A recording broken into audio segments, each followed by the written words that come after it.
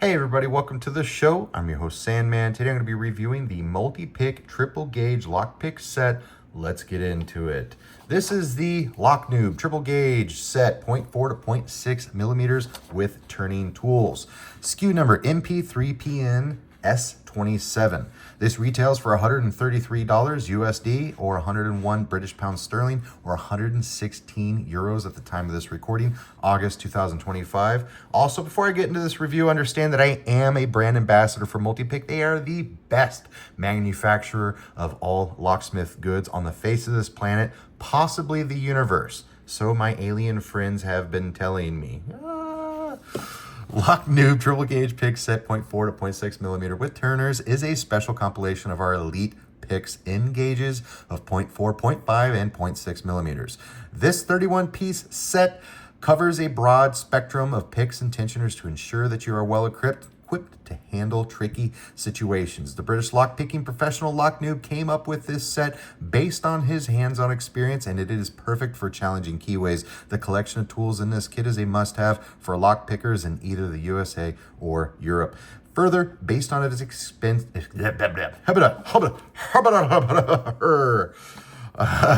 based on his extensive knowledge, this kit will provide you an added benefit for successfully picking locks. So here's the deal. If you want to buy this pick set, go ahead and check out the discount code and the link in the description down below, and I will be able to save you 10% on this pick set, best to my ability. So what is this set? Why are we buying it? Why is this the best lockpick set in the universe, Sandman? Because it has 4 different lockpick gauges. We have 0.4, 0.5, 0.6, or 16.5 thou or so. Oh, no, it's like 16 thou. It says so right there. It says right there. 16 thousandths, 19 thousandths, and 23 thousandths. Really kind of closer to 19.5 thou and 23.5 thou if you're trying to split hairs here, if you're splitting hairs. So why is that important? Well, to pick a lock, there's 2 different methods of entry. We do have raking and we have single pin picking. And when we have single pin picking, we like to have different heights in our chosen profiles. Whether we're using flats, rounds, or sharps, we need to have different heights to deal with the different types of biddings. Let's take a look at that. So as I put in a key is essentially a combination for a combinated pin tumbler style lock. But as I remove the key, we actually see different heights in those key pins and driver pins. So that is called the bidding, B-I-T-T-I-N-G. Wow, I didn't know you could spell. Get out of here. So anyways, the bidding will determine the actual height of the profile. Also, a lock could be paracentric. We do have non-paracentric, slightly paracentric, and highly paracentric locks, and that could be determinant on the height of the profile as well. We'll talk a little bit more about that here in a second. So we do have in this set a short or a low rounded hook. Let me zoom in on extreme close up. Whoa! So we do have a short rounded hook. We have a medium rounded hook with a nice little cutout there, so that way we can get behind those long, annoying front pins.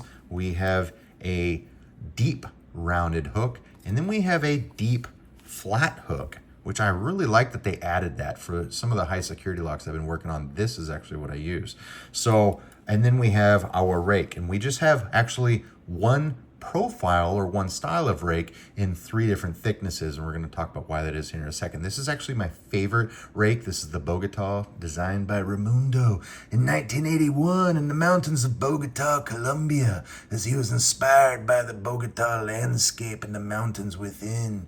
He picked up a street sweeper bristle and made himself a lockpick, and he was forever known for that. So this is the BOG03. It's my favorite Bogota. It's what I have. Sorry, I wasn't even on camera when I did that. Sorry, I'm the worst reviewer ever. So this is actually the same Bogota that I have in these Sandman lockpick sets. And let me back up there. And it's the absolute best Bogota you're gonna find on the market. Hands down, just no argument right there. So we have 1, 2, 3, 4, 5 completely different profiles here. That's really all you need. You don't need anything more. You don't need all 115 profiles that Multipick sells. But we have these 5 different profiles in 3 different thicknesses. But Sandman, but Sandman, why do you need them in 3 different thicknesses? Because let's talk about keyways. We do have our quick set keyway here on the far left. We have our Schlage keyway. Quick set we're going to primarily see in North America. Schlage we're going to see in North and South America. And we have our Yale keyway. Even though Yale was actually invented sometime around 200 years ago, and I think it was like Connecticut or something like that. I don't know. Somewhere out east and northeast, North America here in the US.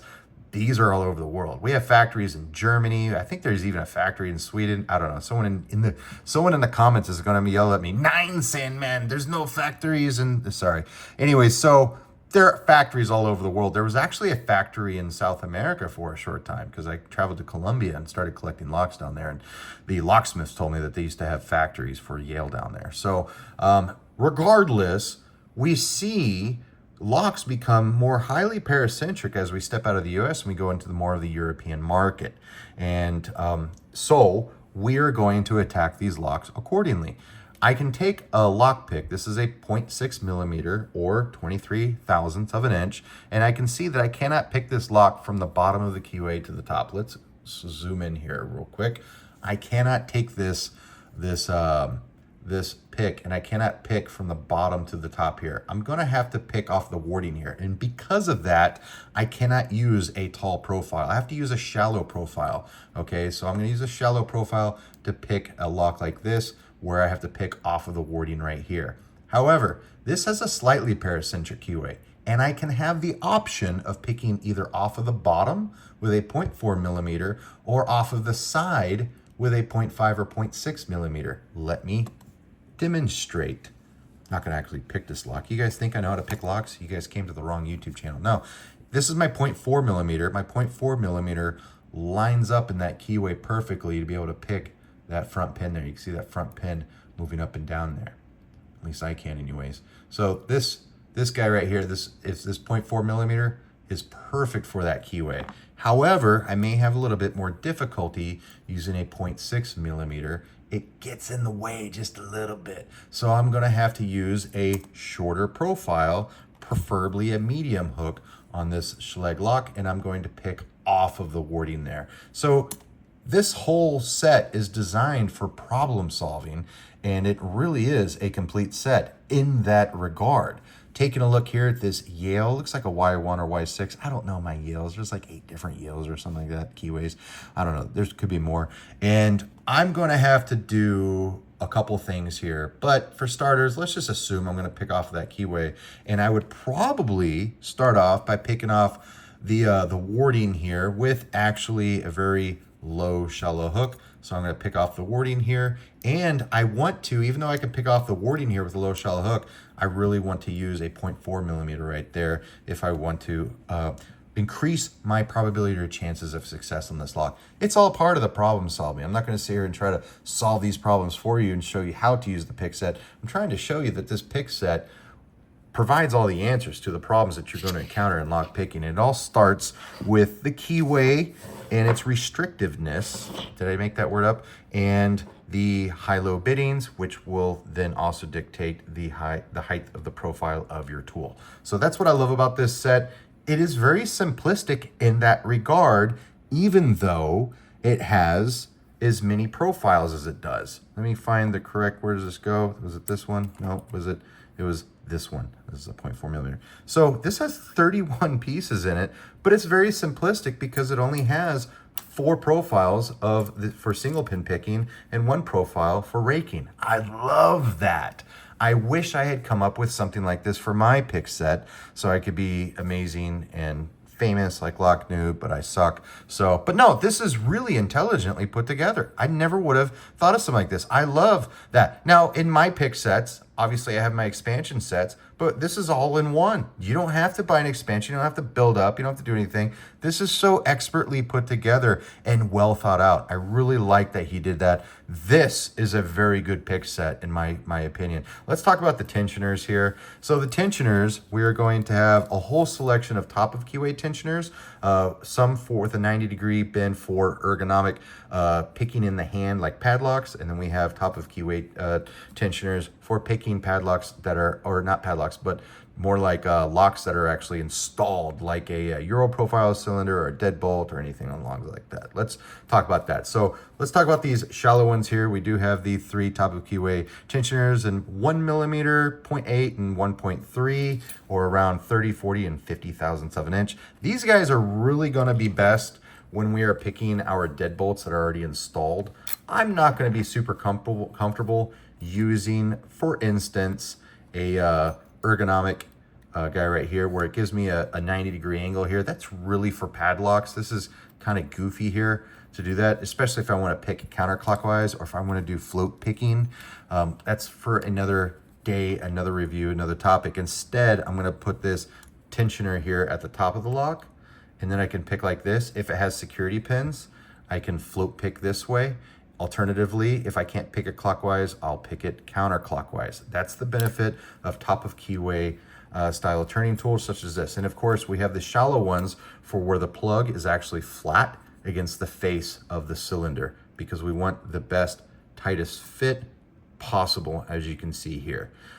We have the same thing in these guys right here, a little bit longer. These are really great for my North American company padlocks that are manufactured by Master Lock. They have a drill plate on the face of the lock, so it's slightly recessed. So this gives you a little bit more depth in there. And then we have these guys here that are even deeper for the high security locks that have even more drill resistance on the face. You're honestly going to use these 90% of the time. You're going to use these guys another 8 or 9% of the time. You're going to use these 1 to 2% of the time, and then you're going to use these another 100% of the time. Your math sucks, Sandman. Get out of here. Get out of here. So now to finish off the top of keyway tensioners, we have these guys right here. These are dedicated top of keyway tensioners specifically for picking locks in hand or padlocks in hand. If I take my 40 thou here, it's actually the 50, so this is 1.3 millimeters, so it's about 50 thousandths of an inch. And now I have this nice, comfortable ergonomic bend here for picking top of keyway and picking at the bottom of the keyway, or tensioning at the top of the keyway rather. This is beneficial because even though I can take this guy and I could put this at the top of my lock and I could do this, I just don't have a lot of control here. This is awkward. I got this weird bend of my wrist here for trying to pick, and I'm trying to feel for security pins. I don't have a whole lot of room for my index finger to go back. I just don't. It's just not working for me. So let's just go ahead and make it comfortable. Look at, I have more comfortable here, nice bend here, and I have a little bit more control. Lock picking is all about tensioning and control with your tensioning finger here, the sensitivity there. All the feedback is going to transmit from the tensioner, from the plug to the tensioner to my tensioning finger, providing that that force or resistance rather. So that's the benefit of those.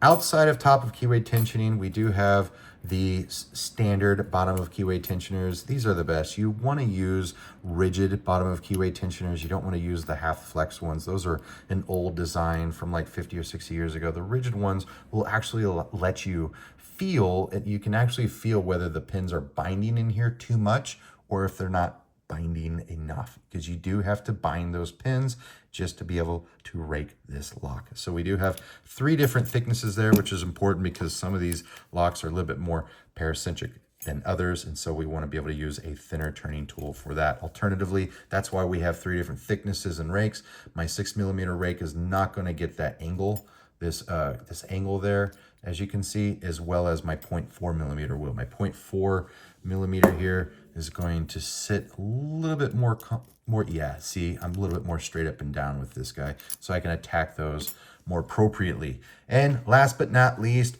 we have this guy. I don't remember the name of this, but it's the SP57. And what this is actually slightly tapered. Let me zoom in here for that. So this is slightly tapered. It's kind of like one of those things, if you had to have one turning tool in the entire world, what would it be? There would probably be this one. At least for bottom of keyway tensioners, this would be the one. And because of that taper there, this can really work with like 99% of all locks.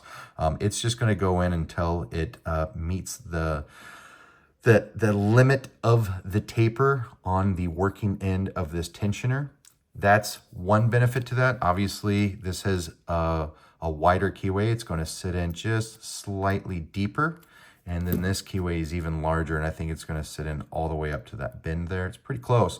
Alternatively, it gives us a nice 40-degree bend here, about 30-degree bend here, actually. And this is going to be great for those doorknob, those little door handles that have a little cheap lock on the inside, that little cylinder, and it's recessed into the knob. Of course, I don't have one in front of me because I'm the worst reviewer in the world, but you're still watching. God bless you all. So whenever you see a lock that is super recessed in here, that's what this angle is going to do. It's still going to allow you to tack that cylinder. You don't have to have all the 3 different sizes of depths here. We have it built in as our angled, whatever, as in our tension array here. So we have all different types of thicknesses with that taper, and then we can attack all different types of recessed locks with this bend. That's really all you need to know. What else is there that you could ever want in a set? Folks, let me know in the comments down below. Did you think that this was a well thought out pick set? I think this is the best pick set that Multipick offers to date. I honestly do.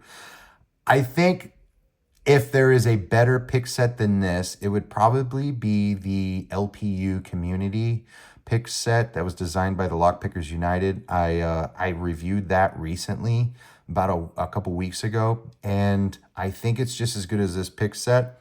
Only difference is that set comes with some dimple picks for dimple locks. But if you have no desire to pick any dimple locks and you want to save some money, this would be the set to get.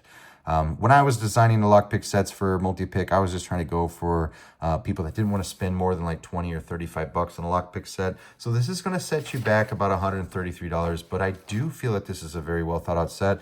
And I think this is probably one of those sets where this is the only set you need to buy. If I wanted a bug out set or a set that I could throw in my car or in my backpack or something that I could take with me to Locksport meetup, or if I was just on a budget, or maybe I was buying a set for a friend and they don't know if they're going to stick with Locksport or not, I'd buy them this set, because if they did decide to stick with Locksport and they wanted to move up through the ranks and become an expert level lockpicker, a master lockpicker, then they probably won't really need to add any tools to this except for maybe dimple locks someday in the future, and they could just do that piecemeal individually. That's all I have for today, folks. Let me know in the comments down below, what are your thoughts on this lockpick set? Do you think it was a good set? Do you think it was a good review? If you made it to the very end, go ahead and let me know by saying abracadabra in the comments. That way I know that you don't have a life just like me. Why do you do that? I don't know. Self-deprecating humor is how I get through my day. Let me know in the comments down below, folks, and I'll catch you guys next time.